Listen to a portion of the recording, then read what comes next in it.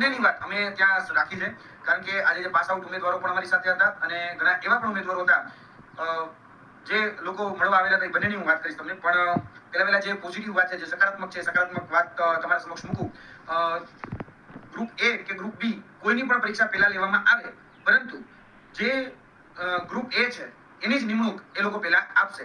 એટલે ઘણી બધી વખત આપણે કહેતા હોઈએ છીએ કે ભાઈ ક્રમિક ભરતી થવી જોઈએ, જેથી કરીને ઉપરની કેડર જે પહેલા ભરાય તો નીચેની કેડરમાં લોકો પાછા ન આવે અને એમાં ડુપ્લિકેશન ન થાય. આપણે ઘણી બધી વખત એમાં એનો ભોગ બન્યા હોઈએ છીએ એટલા માટે. એટલે જે કોમન કેન્ડિડેટ્સનો જે મુદ્દો હતો, બરાબર, ડુપ્લિકેટ વિદ્યાર્થીઓ, એટલે કે ગ્રુપ એ માં પણ હોય, ગ્રુપ બી માં પણ હોય. ઘણી વખત એવું થાય કે ગ્રુપ બી નું રિઝલ્ટ પહેલી વખત આવી જાય, એટલે પહેલા આવી જાય, તો એમાં કેન્ડિડેટ પણ જગ્યા રોકે, પછી ગ્રુપ એમાં જતો રહે, એટલે જગ્યા ખાલી પડે. તો એનું એવું ન થાય એટલા માટે અહીંયા ઓપ્શન જે છે એ જ્યારે ચૂઝ કરવાનો છે ત્યારે ગ્રુપ એ જે છે એનું જે લિસ્ટ આવવાનું છે, સિલેક્શન લિસ્ટ, એ પહેલા આવશે. અને એમાં પણ જે ગ્રુપ બી છે કે ગ્રુપ એ છે એમાં પણ ઓપીટી આઉટ નો ઓપ્શન અવેલેબલ રહેશે. એટલે આ ખાસ તમારે ધ્યાનમાં રાખવાનું છે કે ઓપીટી આઉટ જે છે એ પણ ઓપ્શન અવેલેબલ રહેશે. અને ગ્રુપ એ નું જે નિમણૂક છે એ નિમણૂક પહેલા ગ્રુપ એની થશે. બીજી વાત હતી કે ભાઈ કેટલા ગણા ઉમેદવારોને બોલાવવામાં આવશે.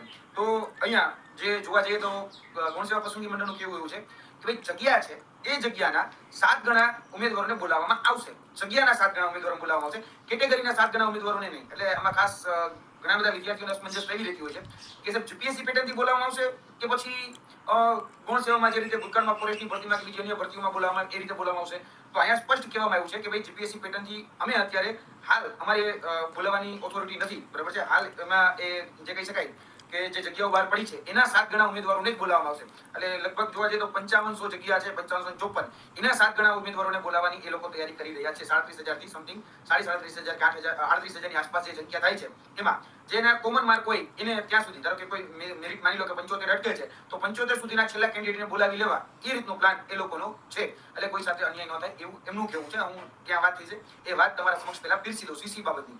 તો સીસી બાબતમાં એ સ્પષ્ટ છીએ કે જે ભરતી છે એ સેકન્ડરી છે, આપણી ફર્ધર એક્ઝામ જે છે એના પછી નેક્સ્ટ એક્ઝામ એ નવેમ્બર કે ડિસેમ્બરમાં એ લેવાનું આયોજન છે. એ લોકો એવો પ્રયત્ન કરી રહ્યા છે કે નવેમ્બર મહિનામાં લેવાઈ જાય. આ એ લોકોનો પ્રયત્ન છે.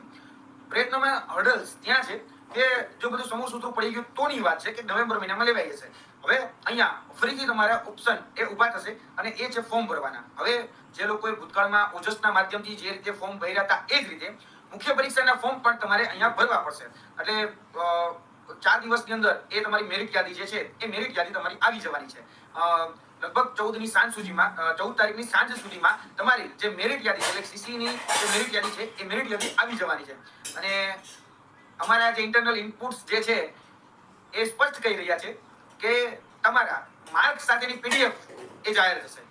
જી હા, તમારા જે નોર્મલાઇઝેશન માર્ક છે એ નોર્મલાઇઝેશન માર્ક સાથેની પીડીએફ જાહેર થશે. પીડીએફ એટલે ભૂતકાળમાં એવું હતું કે આપણે આપણા જ માર્ક જોઈ શકીએ એ પ્રકારે નહીં. હવે જે યાદી આવશે એ યાદીમાં તમે બીજાના પણ માર્ક્સ એટલે નોર્મલાઇઝ માર્ક્સ છે એ જોઈ શકશો અને કોમ્પિટિશનમાં કઈ પ્રકારે કેટલા ઉમેદવાર છે એ પણ તમે જોઈ શકશો. એટલે રિઝલ્ટ તમારું જે છે નોર્મલાઇઝ રિઝલ્ટ, બરાબર છે. તમારા રો માર્કનું રિઝલ્ટ નહીં, કારણ કે રો માર્ક હજી સુધી આપવાના નથી અને રો માર્ક માટે બીજા બધા રસ્તાઓ જે છે અપનાવી રહ્યા છે. પરંતુ અહીંયા ભરતી બોર્ડ જે છે એ ભરતી બોર્ડમાં ભૂતકાળનો જે ચુકાદો આવ્યો, બરાબર, જે બેનશ્રીએ કહી શકાય કે પિટિશન કરી હતી અને પછી બધાના માર્ક જાહેર કરવા